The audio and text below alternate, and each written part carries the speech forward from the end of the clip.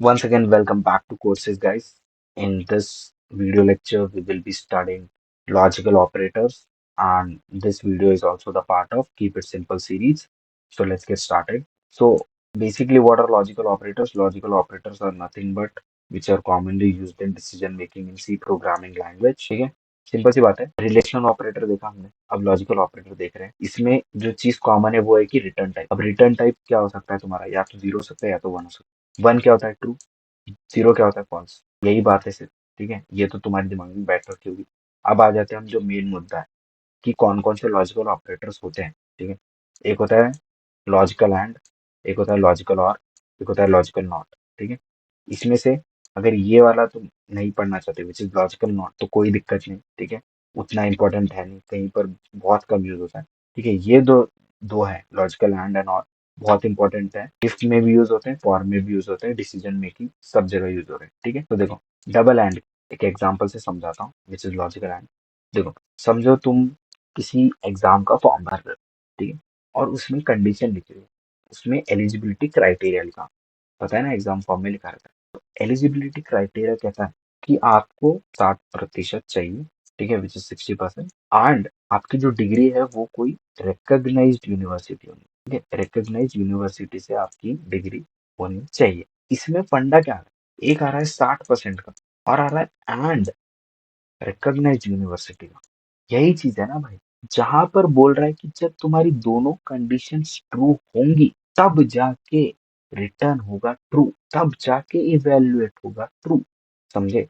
इसका मतलब भैया पहली कंडीशन या कोई भी कंडीशन उठा ले, अगर सब कंडीशंस ट्रू हैं तब जाके ही तुम्हारा आउटपुट विल बी ट्रू। ठीक है, अगर कोई भी एक भी फॉल्स आया ना, कोई एक भी खोटा सिक्का निकला तो तुम्हारा output will be false. This is it guys, this is what logical and is.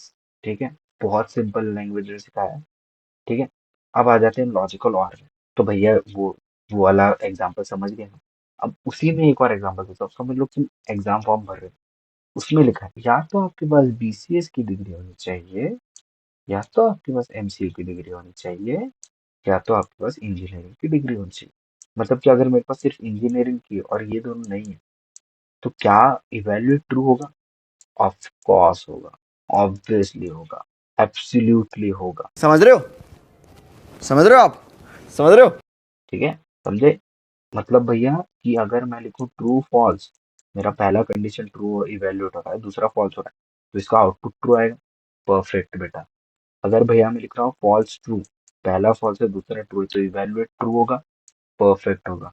और अगर मैं भैया लिख रहा हूँ दोनों फॉल्स होगा तब भी ट्रू होगा, नहीं बेटा, तब होगा फॉल्स। ठीक है, समझ गए लॉजिकल और भी।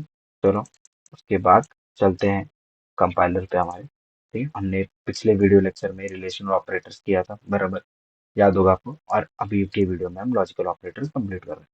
ठीक है, सो लेट्स गेट स्टार्टेड। समझ लो मैंने बनाया इंट ए 10 बनाया, और फिर मैं बनाया इंट बी 20 बनाया, मैंने इंट सी बनाया, उसके अंदर मैंने दिया 34। ठीक, और मैंने एक और इंट बनाया है, जैसे मैंने बनाया इंट डी।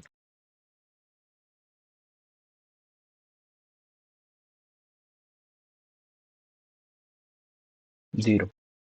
ठीक है, तो अब कोड ने किया क्या, देखो पहले मैंने कंडीशन डाली ए इक्वल इक्वल टू बी। क्या ए इक्वल इक्वल है बी के? क्या ए इक्वल इक्वल है बी के? नहीं है। क्या ए इक्वल इक्वल है सी के? नहीं है। तो जब दोनों फॉल्स है तो रिटर्न भी क्या करेगा, फॉल्स, विच इज जीरो। अब मैं एक काम करता हूँ, मैं ए की जो वैल्यू 10 है वही वैल्यू मैं बी को दे देता हूँ। अब देखते हैं अब क्या है। अभी भी जीरो आ रहा है, क्यों? क्योंकि मैंने पहले बताया था एंड में आपको दोनों कंडीशन या फिर जितने भी कंडीशन आप दे रहे हो सब ट्रू होंगी तब आपका आउटपुट ट्रू आएगा। यहाँ पर हमने एक ट्रू दिया है और एक फॉल्स दिया है, तो ऑब्वियसली आपका आउटपुट फॉल्स आएगा। ठीक है, ठीक है, अभी एक काम करते हैं, हम दोनों ट्रू कर देते हैं। जैसे हमने यहाँ पर क्या किया है, ए बी के बराबर कर दिया है, सी को ए के बराबर कर दिया है। अब देखते हैं, देखा वन आया, आ गया वन, देख रहा, बस। अब यहाँ पर ही हम थोड़ा सा बदलाव कर देते हैं, हम कर देते हैं इसको दिस इज और। ठीक है, अब एक काम करते हैं, पहले इसको रन कर देते हैं, दोनों ट्रू है तो ऑब्वियसली ट्रू हो जाएगा।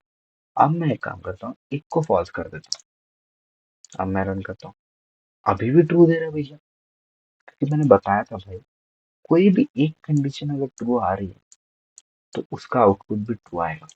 ठीक है भैया, समझ गए। और अगर दोनों कंडीशंस फॉल्स हुई तो भैया ठीक है, वो भी देख लेते हैं। बी को भी मैं एक काम करता हूँ, बड़ी कर देता हूँ, फिर इसको रन कर देता हूँ, कोई दिक्कत कुछ नहीं। अब बहुत सारे कंडीशन दे सकते हैं, जैसे मैंने यहाँ पर, और मैं डाल देता हूँ B is not equal to, डालता हूँ ठीक है, नॉट इक्वल टू डी। क्या ये कंडीशन ट्रू है भैया? हाँ, ये वाली तो ट्रू है भैया। B is not equal to D, true है भैया। A equal to C, true है क्या भैया? नहीं है, ये वाली फॉल्स है। ये वाली ट्रू है क्या भैया? ए इक्वल टू बी, ये वाली भी फॉल्स है। तो देखो यहाँ पर देखो, ये वाली कंडीशन क्या है? फॉल्स। ये वाली कंडीशन क्या है? फॉल्स। ये वाली कंडीशन क्या है? ट्रू। अब क्या आएगा आउटपुट में? क्या आएगा? ट्रू।